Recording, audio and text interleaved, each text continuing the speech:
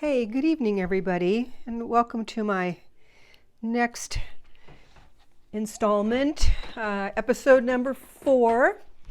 And I'd like to go back and add one more. I was telling you about movies that influenced me in my life, and I forgot about this one. And actually, when I saw this for the first time, I was probably a teenager, so before the other movies I was talking about were movies that I saw when I was a little girl, and they greatly influenced me.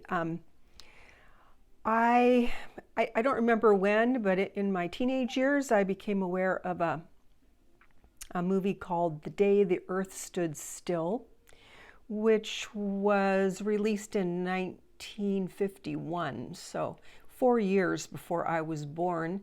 And I would have not been old enough to see it when I was little, and I think I probably saw it on the television many years later, and by that time it was considered to be an old movie. And it wasn't a scary movie, really. I think there were moments where it was supposed to be impactful.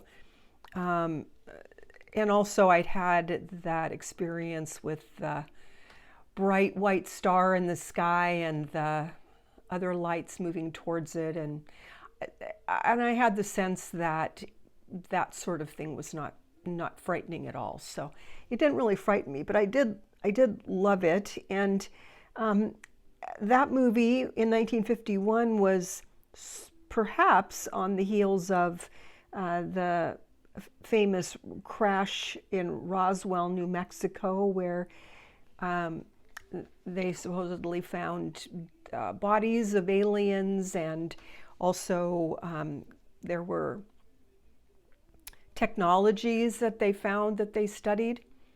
I did in adult years, between 20 to somewhere between 20 and 30, read Lieutenant Colonel Philip Corso's book. He was in the Army, and he claims that he was part of the team that was studying those technologies that were found on the ship that crashed in the desert in New Mexico. I understand at the time the government said that it was a weather balloon, which really makes no sense. Weather balloons aren't that big. And anyway, so that was a whole thing. And The Day the Earth Stood Still, I still think, even though of course it doesn't have all the special effects that you would see now, I still think it was a super good movie.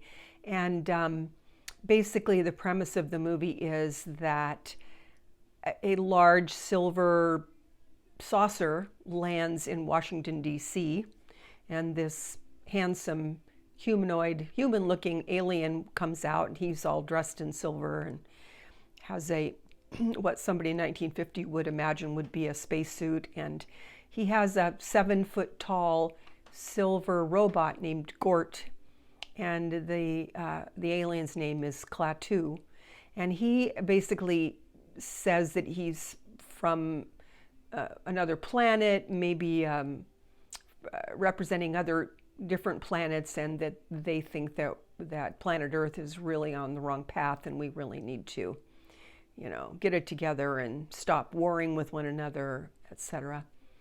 And so he gets shot by somebody in the Army, and he has to go to the hospital, and he ends up leaving there and sort of living with the people. And during that time, one of the things that he did to demonstrate that he was real and this whole thing was real was stop the world's electrical devices for 30 minutes on a given day all over the world at the same time. And he meets some people. He meets a professor who understands who he is, and this beautiful lady her name was Patricia Neal. And so the end, or towards the end, he ends up, um, people start going against him and he's trying to get away and he ends up getting shot. And before that, he says to the beautiful lady, Patricia Neal, who's trying to help him also, he says to her, if anything ever happens to me, if I die, he said, go to Gort, who's the 7-foot tall robot who's just standing outside the ship, which is still parked in Washington, D.C. And Klatu says to her, go to Gort and say, Gort, Klatu, Verada, Nicto, and he will know what to do. So indeed, Klatu is killed, and and Patricia Neal goes to Gort and says the famous words, which people in my generation, if you just said those, everybody would know what you're talking about, Klatu, Verada, Nicto. And so Gort goes and picks him up, Klatu up, and takes him into the spaceship. And then a little while later, he walks out and he has been revived. And he says to people, well, I've tried, and you all need to get your act together, and I'm leaving, but I may be back. And so he leaves, and there are correlations.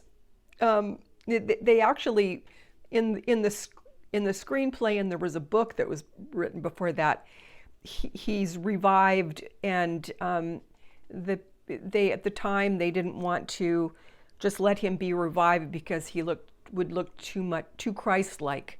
So they put a line in the movie that said, well, he's just been revived for a little while, and he will die, but just not at this moment. So I really love that movie, and actually I still have it on DVD. I have most of the movies. I don't have The Beast with the Five Fingers, but I have most of the other movies on DVD, which I really like. I have at least 400 DVDs, probably closer to 500 now. And so I just always loved that movie, even though it's super old and very outdated in one sense. In another sense, it's still very much relevant, and it was just a really great movie. So I wanted to tell you about that. And I'm going to tell you of my second most memorable UFO sighting. And through the years, I did see, lights dancing in the sky, and from time to time, and lights doing things that you wouldn't expect them to do, and not anything real dramatic, and really no way to tell what those were. And this story is similar, except that this particular light in the sky did something quite unusual.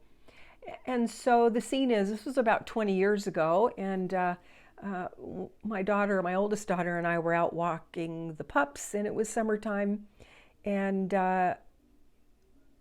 it was just dark, so it was probably 9:30 at the time. And we're walking along and looking up the sky, and we lived in a nice neighborhood with a wide road that was a mile long, trees on either side, and no street lights, so you could really get a good look at the sky. So we're walking along, and down at the kind of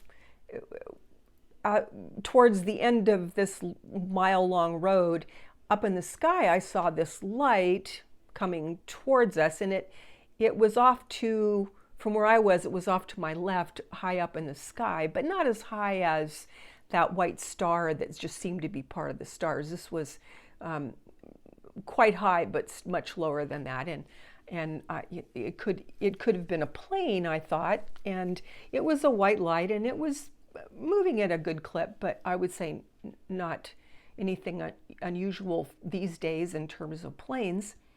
And I pointed it out to my daughter because it just seemed a little unusual. So we're standing in the middle of our street, and we're watching this light come over us.